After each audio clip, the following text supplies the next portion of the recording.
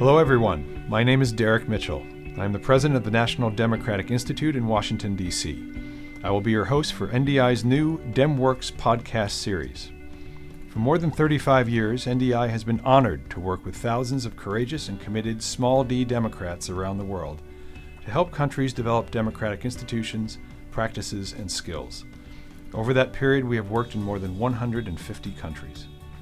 We have operated on the principle that while there is no single model for democracy, certain principles are fundamental: accountability, transparency, citizen empowerment, regular free and fair elections, etc., and that sharing democratic knowledge and experience among nations large and small will promote democracy's success. Through these DemWorks podcasts, we will engage in conversation with those who have been on the front lines of democratic development work around the world. In the process, we will get them to share what they do and how they do it, their on-the-ground experiences, the challenges they face, the obstacles they overcome, and the unique national contexts in which they must operate, and in the process show how democracy works. We are excited to get started. This month, NDI is honoring risk-taking women. So it makes extra sense that I am joined by NDI's chairman, my boss, the wonderful Madeleine K. Albright, the person for whom the term Madam Secretary was first coined. Secretary Albright needs little introduction. Born in Czechoslovakia into a diplomatic family, she and her family emigrated to the United States in 1948. In her remarkable and distinguished career, she received a PhD from Columbia, worked on Capitol Hill, in the National Security Council, and as ambassador to the United Nations before becoming America's 64th Secretary of State in 1997. She is a longtime professor of diplomacy at Georgetown University's School of Foreign Service and co-founder of the Albright Stonebridge Group in Washington, D.C., where we are taping this podcast. Suffice to say, Secretary Albright is a global icon for strong, trailblazing, risk-taking women, which makes Madeleine Albright a fitting first guest for this podcast. Madam Secretary, it's great, as always, to see you, and thank you so much for doing this. It's great to be with you. Delighted. Thank you. Let me start by asking you about something that I've heard you say to many others before. You say if you can't be Secretary of State, you'd like to be Chairman of NDI. Why do you say that? Well, because I obviously love foreign policy and international relations, and I am somebody who is so proud to be able to talk about our value system and democracy and the role of the United States. And I first was associated with the National Democratic Institute before I actually became Secretary of State and Ambassador to the United Nations. And it's a way to carry on the whole ideas about what America stands for, what democracy stands for, and how we can make a difference, all of us, if we get involved with issues abroad and try to help people live the lives that make them feel that they are part of their societies. Well, you, as you say, you were part of the founding of the Institute in 1983. And at that time, democratic development essentially didn't exist. Can you provide a sense of that time and the origins of the Institute and how NDI got its start? Well, what happened, and it's very interesting, I think a lot of people are surprised to hear about this. It happened because President Ronald Reagan spoke in London at Westminster and said that democracies were not real good in terms of really defining themselves vis-a-vis communism.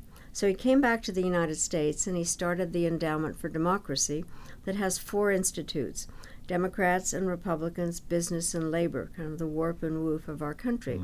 And I was made the initial vice chair, and the truth is we had no idea what to do. What we did know was that political parties in Europe had institutes attached to them, and we kind of looked at how they operated, learned some lessons from them, but we have evolved in every way as a result of the work of President Reagan. We cooperate with the other institutes and are very proud to be able to talk about the resilience and the determination of people who want to have democracies.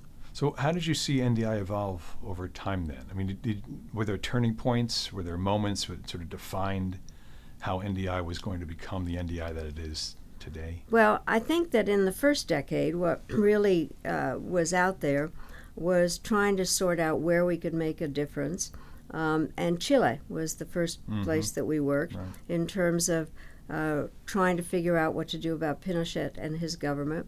We recognized something that came from experiences that we had to have partners in the countries where we worked. This was not the United States just coming in and saying, this is what you need to do, but we're responding to some of the desires of the people in the country. We also were in the Philippines very early.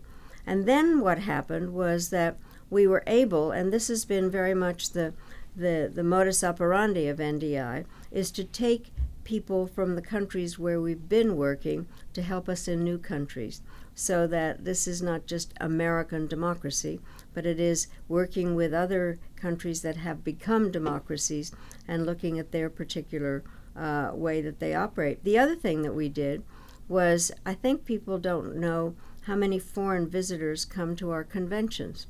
And so in 1984, the Democratic Convention was in San Francisco, and there were a lot of foreign visitors. And what we did was do something that we have been doing ever since, is to kind of have parallel seminars for our foreign visitors to explain what's going on. And they like it, and it's very good to hear their reactions to our Democratic conventions and to have them understand what we're doing. It's a great way to build friends. Right. And we've used those people in our programs for years. We have this network that's remarkable that I inherited when I started last year, of thousands of people who want to work with us and share their experiences. And I think that frustration of people not understanding how we do things, it's not simply exporting the American model, is important. Another frustration that I have, too, is that when people think of NDI, they think of election observation, or that's just the sum total of everything NDI is about. Can you give a sense of the breadth? I mean, it started with that, but with a lot of that, but we're much more than that. Very much so. And I think what's important, obviously, elections are necessary but not sufficient in order to create a democratic society. And we have evolved a lot. As you say, we still do election observing. But basically, we are looking at all the elements of democratic society, which is a rule of law, transparency, working with a variety of civil society groups, understanding what the role of political parties are generally, how the parliaments work, how to deal with marginalized groups, women, or those that have suffered under sexual horrors, or the LGBT, or any number of different marginalized groups, which make up a democratic society. And I think the other part we do is, again, to repeat, we work with partners in the countries. And what we're doing is bringing them and working with them on the nuts and bolts of democracy. And so it's the full spectrum. Also, we talk to people about freedom of the press. Everything that you can think of makes up a functioning democratic society. And I think it really does help, as I said earlier, to take with us partners from the countries where we've already worked, and to really judge what is going on in any particular decade that we're working. So in the 1980s, we were beginning to see that there were dissidents in a variety of countries that wanted our help. And then with the end of the Cold War, so we have been evolving, but our goal is we do elections, but we do everything that happens before and after elections. Right. I was not working at NDI when Iraq happened, and I had a sense on the outside that the invasion of Iraq under the rubric of democracy promotion would have an effect on organizations like NDI. How do you view the impact of Iraq on the work that we do and the reputation of the work that we do? I think that it actually hurt at the time, because people would say you've militarized democracy. And I have said all along, you can't impose democracy. That's an oxymoron. But that there really, it is not bringing democracy with the military. And part of the problem, frankly, was that the reasons for going to war in Iraq kept changing. So when the Bush administration all of a sudden said it was to bring democracy, those of us on the outside, I have to say, cringed, because there really was this kind of sense you can't bring democracy in as a military component. There certainly is a lot of work afterwards, and we've been doing work in Iraq, trying to work with local groups, and we don't shirk the idea of going into difficult areas. We've been in areas where there has been fighting, and in Afghanistan and Syria, and understanding that it's important to be able to provide some infrastructure to those who want to have a democratic government. Well, you're right. I remember the Iraq days. The Chinese have a saying, same bed, different dreams. And there are many folks who favor the invasion, but some were talking about democracy, some were talking about security, and there never really was a single kind of decision on what this thing was about. But it affected organizations like ours and the reputation on all sides of the political spectrum, I think. But frankly, it wasn't easy to explain what our institute was doing at the very beginning. Mm-hmm. There were actually members of Congress, some of whom were Democrats, saying, why are we interfering in somebody's affairs? And we kept saying, we don't do anything where we don't have partners. We're not there for a particular political outcome.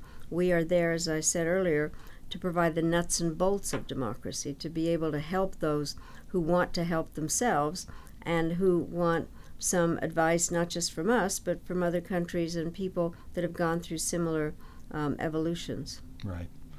I think the other frustration I have, I think you share as well, Madam Secretary, is that there is a practical and strategic relevance to democracy, that people seem to categorize democracy support as somehow just idealistic or irrelevant to American interest, when there's a real practical value to American foreign policy involved in the work. Can you say more about your thinking on this, the importance of democracy to American foreign policy? Well, I do think American foreign policy has to be based on what is, frankly, every country does, is best for American interest, for our national interest.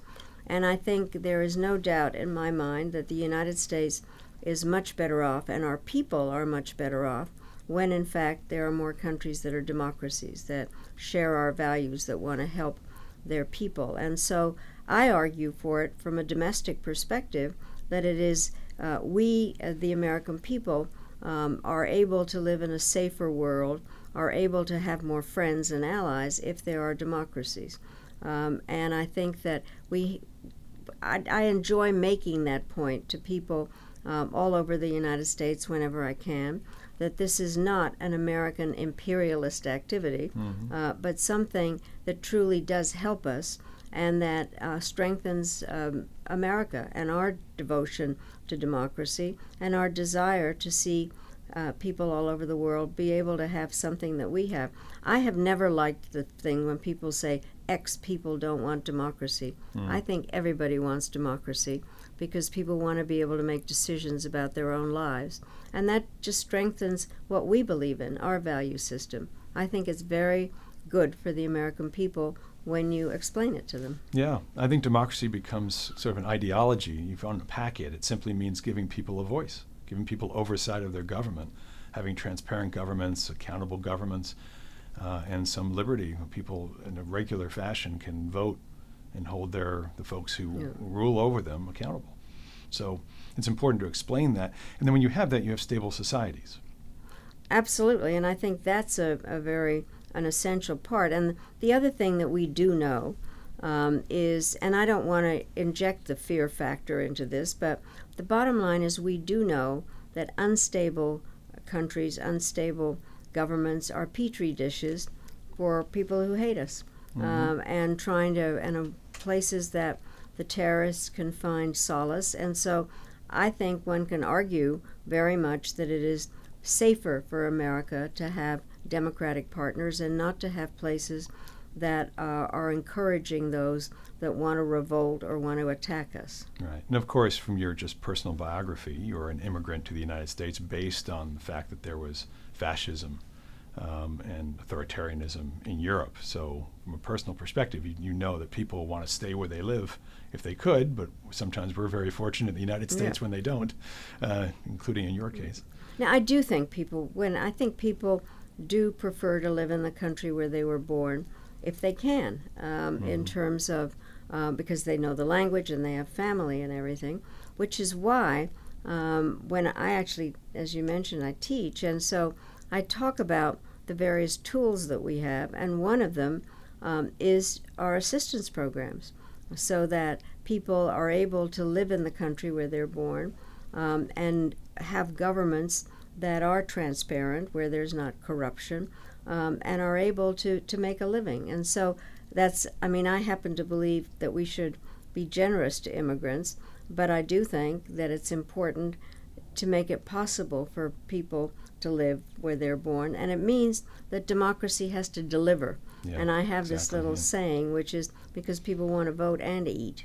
And so I think it's possible then to help these countries have stable enough governments and a rule of law, so companies want to invest in a country and help them develop a functioning economy, which goes with a functioning democracy. Right. Which gets to the issue, people today talk about a democratic recession around the world.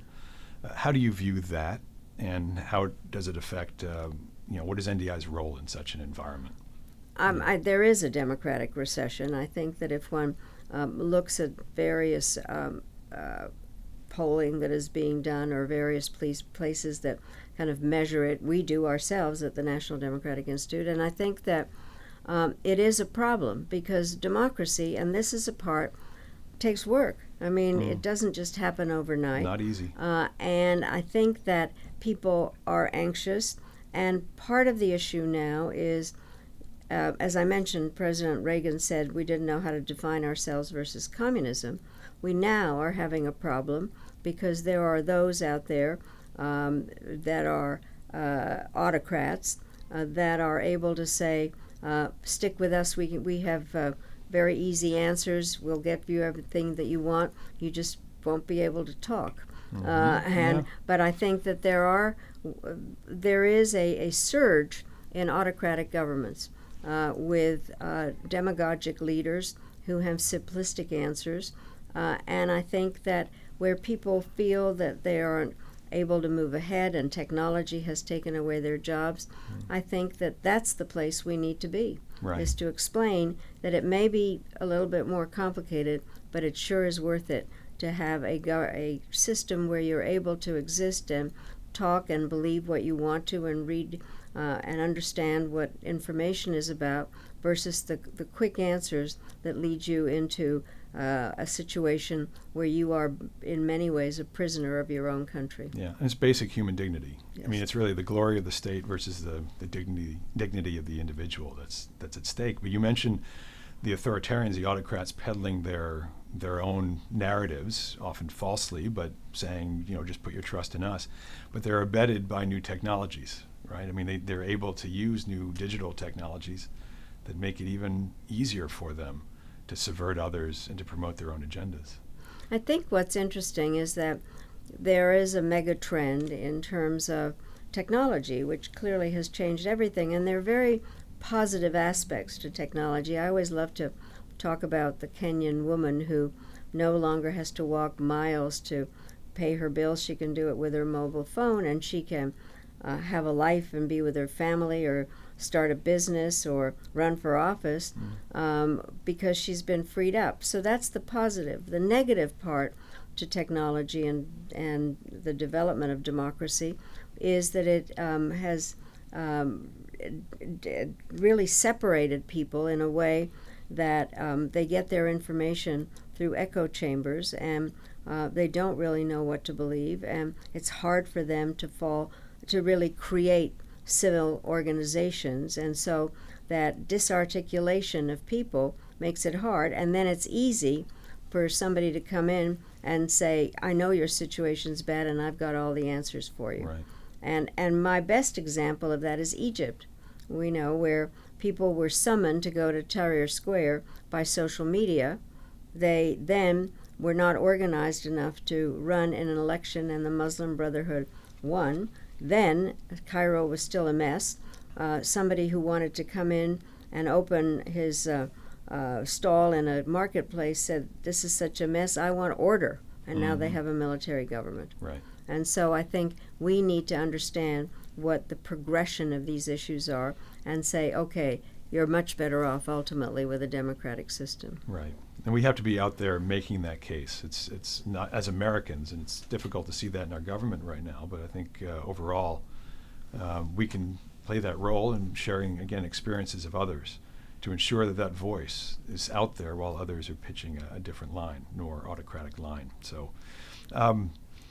as you know, you mentioned the issue of marginalized communities, and particularly promotion of women is central to what NDI is doing and central to the democratic cause globally.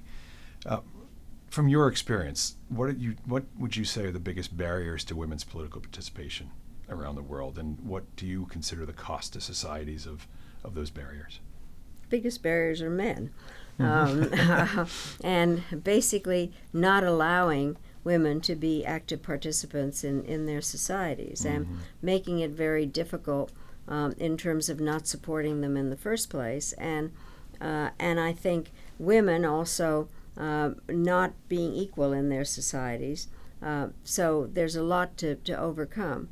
The part that is difficult and something new that you alluded to is we are getting more women interested in running, but then they are harassed for a number of reasons, or their families are. You know, if your wife runs, then your children won't be able to go to school and things like that. So it isn't just a matter of running, but it's understanding that that support has to go on. I do think that it is very important to have societies are better off if women, who are in most countries more than half the population, if women are politically and economically empowered. It just makes sense in terms of resources and what's available, and the partnership that is made up when women can actually work with men in order to bring those various points of democracy to help everybody. So I think it makes a lot of sense, whether one's a feminist or not, to have women power involved in running countries. Yeah, well, I've seen it personally when I was ambassador in Burma. I mean, it was clear that the answer to a lot of the questions were needed women's participation. They were the responsible ones in business and such. So I mean, if you leave half the country behind, you're not getting the most out of your country. It seems quite obvious. And every study anyway, I mean, every UN study suggests getting women involved allows for greater development, greater democracy, greater justice, a focus on health and education, all the things necessary for a successful country. So it seems obvious, but as you say, there are men, I guess, in the way and traditional ways, traditional That cultures. is what happens. Unfortunately, the U.S. is not the best example of that. Yeah. There are countries that have women presidents, Yeah. and so we always like to be number one. We're not number one in that. No. But I really do think that having it's a matter of how you use your resources, but also that I do think that women have special talents, I think, in terms of having greater peripheral vision, understanding how problems can be solved from a variety of different areas, and then empathy. But you can't just have one woman in the room. You actually need a collection of women to support each other and then work with men. Right. We are celebrating risk-taking women.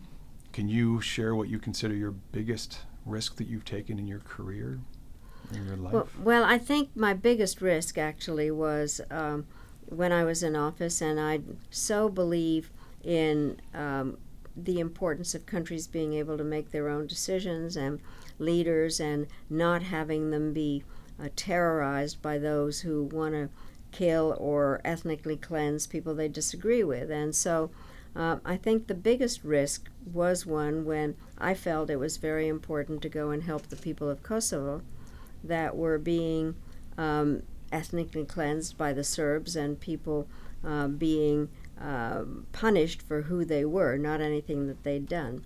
So the Secretary of State can say anything but has no airplanes. And so when we decided that we had to use force, first it was a matter of trying to persuade the military that we needed to go into Kosovo. And then when things were going wrong, that I had nothing that I could do anything about, when the weather was bad or the Serbs put up decoys or when we bombed the Chinese embassy by mistake, I thought, okay, now I'm going to be blamed for everything going wrong. But it was a risk, and fortunately President Clinton wanted to take the risk, and we did win in Kosovo. I went there, and it was incredible to go to the main square in Pristina, the capital, and have signs all over the place that kept saying, "Thank you, USA, thank you, USA." And we had made a difference. And now Kosovo's an independent country, and they did elect a woman president. Yes. And so, but the work isn't done, and I think that's the part that we need to remember, and what the value. We have a program of NDI in Kosovo that democracy is not, as one of my friends said, instant coffee. I mean, what you have to do is recognize that it's work.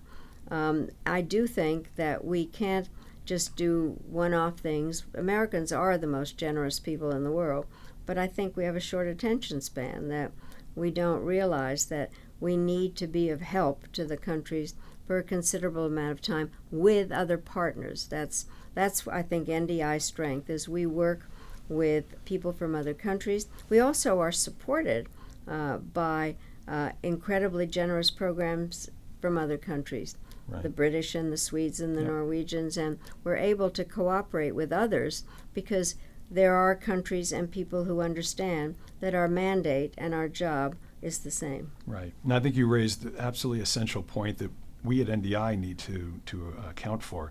We have to manage expectations.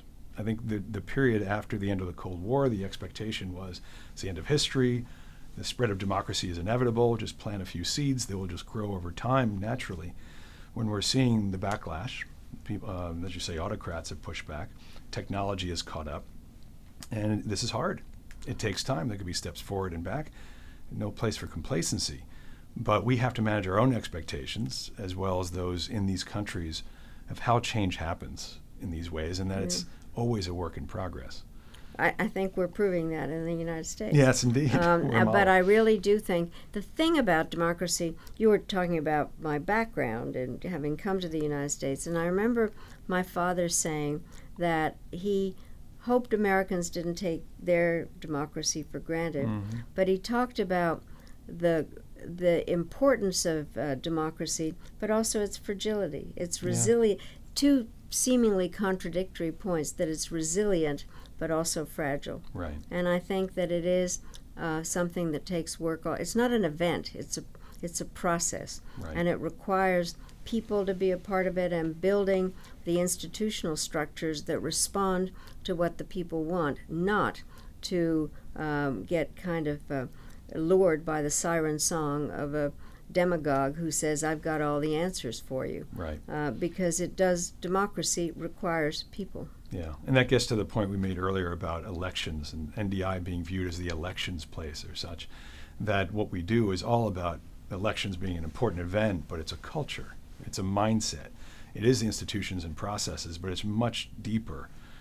You have to go in a society to ingrain democracy in all its elements, and that's what we try to do, again, and I think we need people in the United States, those who are donors, to understand how long it takes, policymakers and others. That it's not a failure if there's if you trip up, but that it does take time. I should let you know, I haven't told you this, I'm going to Kosovo next week. I get in a plane in a few days, and we'll be in Kosovo great. for my first time, so I'm looking forward to seeing our program there and in the Balkans, because it is a work in progress even 20 years later after I think you're going to meet a lot of little girls whose first name is Madeleine. I was going to mention that to you, yes. Many Madeleines there from what we understand. Yeah. As I mentioned earlier, you are a role model and idol to many. Who were your idols growing up? Did you have role models that you patterned yourself? I obviously my parents, and I really, I wouldn't be anywhere. We wouldn't have been in the United States. But the truth is, when I think about role models that created a real structure, Harry Truman. I've actually just been in Independence, Missouri, at the Truman Library, and seeing that the kind of things that this very modest man was able to do in terms of developing the structure under which we all live, domestically as well as internationally. And so I think that so he was definitely a role model. He was my first American president. We came here in November 1948. I didn't know Eleanor Roosevelt, but I clearly, in terms of the Universal Declaration of Human Rights and what she was able to do as First Lady, and what she did at the United Nations when I was ambassador to the UN, there were people that would talk about what the influence of Eleanor Roosevelt had been. Yeah. Yeah. Well, we promote women's political participation, as you say, in running for office. You often say that's the one thing you wish you had done, was run for office. Why didn't you? Did you really think about that seriously, or? Well, I thought that it would be interesting to, but I don't. I grew up in Colorado and I live in Washington, D.C., and so I think that there's not an opportunity that much in Washington, D.C., but there's something about being elected. Right? I mean, I obviously was appointed to, for me, the world's greatest job, but I do think the part about talking to people and explaining what you believe in and getting them to support you, it's a special honor. Right. And I have spent now some time with our members of Congress, and there are a lot of new ones all of a sudden, and young ones, and women, and we've talked about that. And I have said to them that I'm jealous of them in that way, is that they have been legitimated by the people in a democracy, that they were the ones that have been able to explain themselves enough to have the people vote for them to represent them in making decisions. So I do wish I had, but it didn't seem to make sense at the time. Yeah, it is a high calling, and you do have a feeling like there's a renaissance of purpose in political life now. People are getting involved more. People are running for office, and there was sort of a cynicism before. What's the purpose? Why? But you see in the new group of particularly Democratic congressmen and women, that energy, which is really encouraging for American politics, I think. I think so too. I hope very much that the young people go out and vote in the elections, because democracy doesn't happen without participation, and voting is the way to signal your participation, because you become part of a really important process. So I hope that as elections, we have some very important ones coming up, that people vote, because that is what makes democracy. Right, the role of citizen, being involved in voting. You've done a bit of acting of late. I mean, not just on TV shows and such. You've become a pop culture figure. Do you enjoy doing that stuff? I do. Yeah? I'll tell you what happened. Not long after I got out of office, I got a call from Gilmore Girls, which is a show about a mother and daughter that I watched, and they said, would I mind if somebody played me? And I said, yes, I mind. I want to play myself. So I did that, and I can always rationalize everything. And so the girl in this had left college, and they were trying to get her back to college. So the scene I was in was supposed to do that, so that was my rationale. And then I did Parks and Recreation, and then I did Madam Secretary. So I've had a lot of fun doing that. I do like having fun. Yes, I've seen that. And Madam Secretary, I guess, was particularly named after you, I would think, that we've had a few now. Actually, why don't you tell that story of what your grandson said to you when Colin Powell was... What happened, my granddaughter, my youngest granddaughter, said, so what's the big deal about Grandma Maddie being Secretary of State? Only girls are Secretary of State, because this was like 8 years ago when she was 7, and there had been Condoleezza Rice and Hillary Clinton. So I now kind of say that there have been some men trying to prove they can do the job. Right. That's great, and that's just emblematic of some change here, but maybe different expectations of a new generation coming up, which is wonderful. You mentioned Condi Rice. The support for democracy is bipartisan. You have folks, Republicans and Democrats. We have changes of leadership in Congress that do little to actually change the support for democracy work. What do you credit that kind of bipartisan support for the work that we do?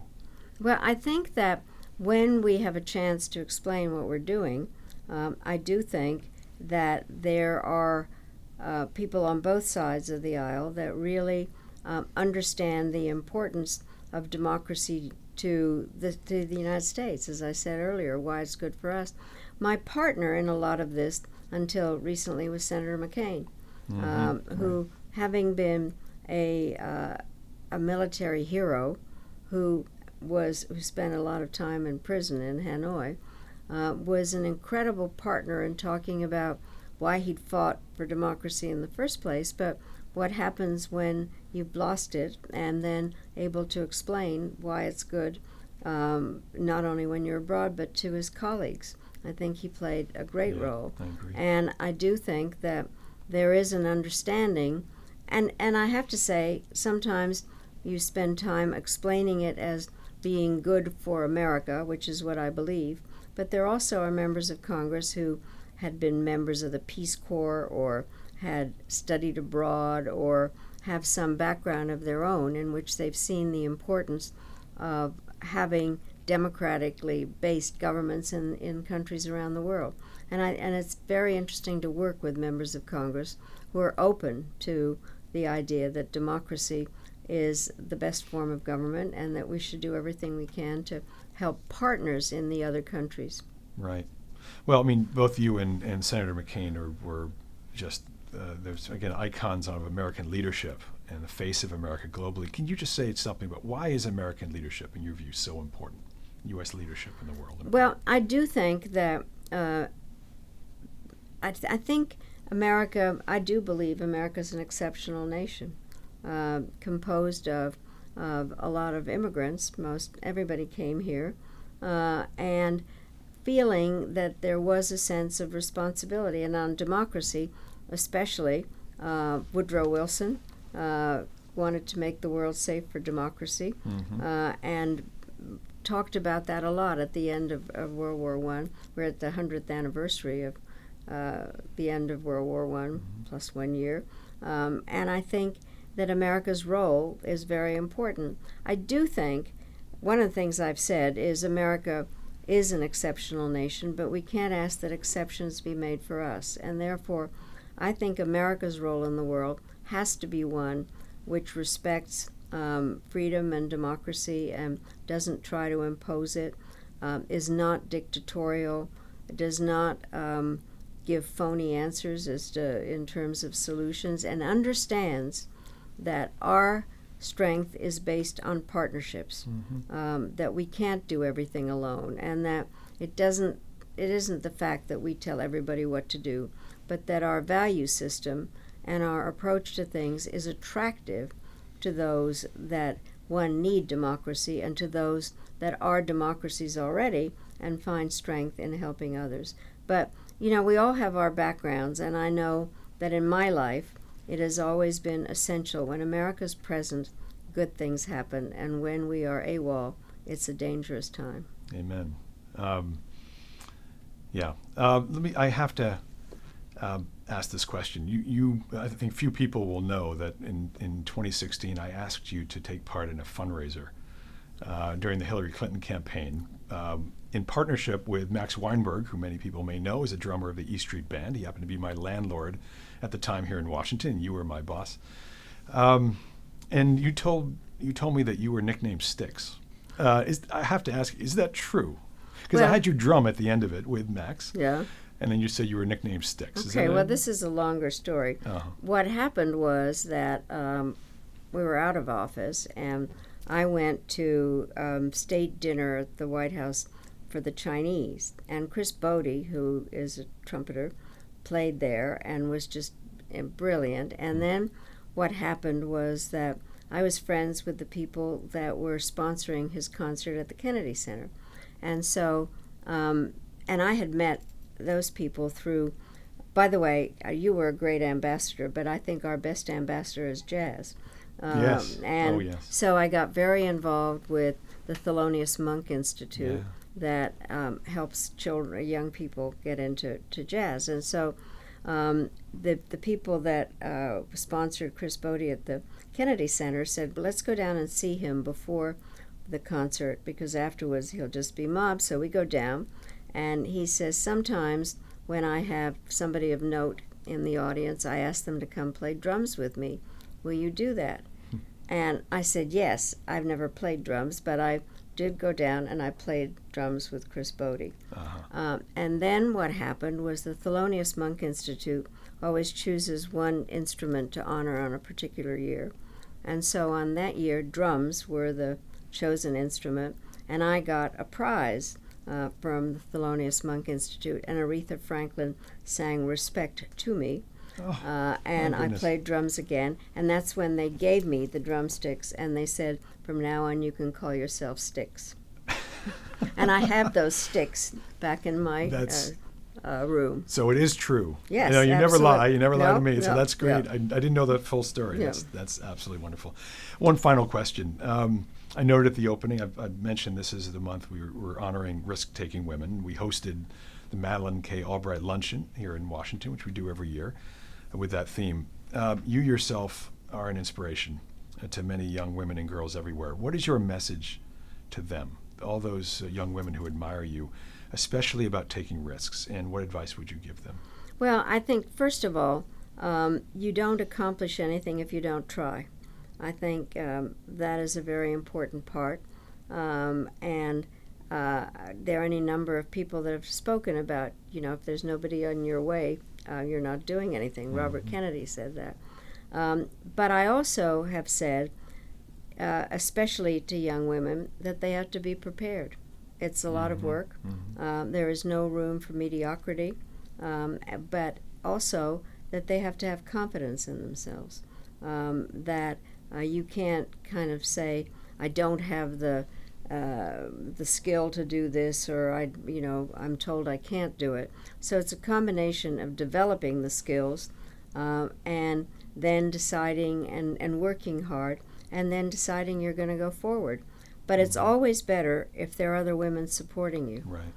And I think that's one of the most famous thing I ever said was that there's a special place in hell for women who don't help each other. Mm-hmm. Because I think that is something, it's very hard to be the only woman, and there's less risk if there are other women with you, which is why I think the fact that NDI is for supporting women to run for office, so that there's more than one woman in the cabinet or in a parliament, and because societies are better off.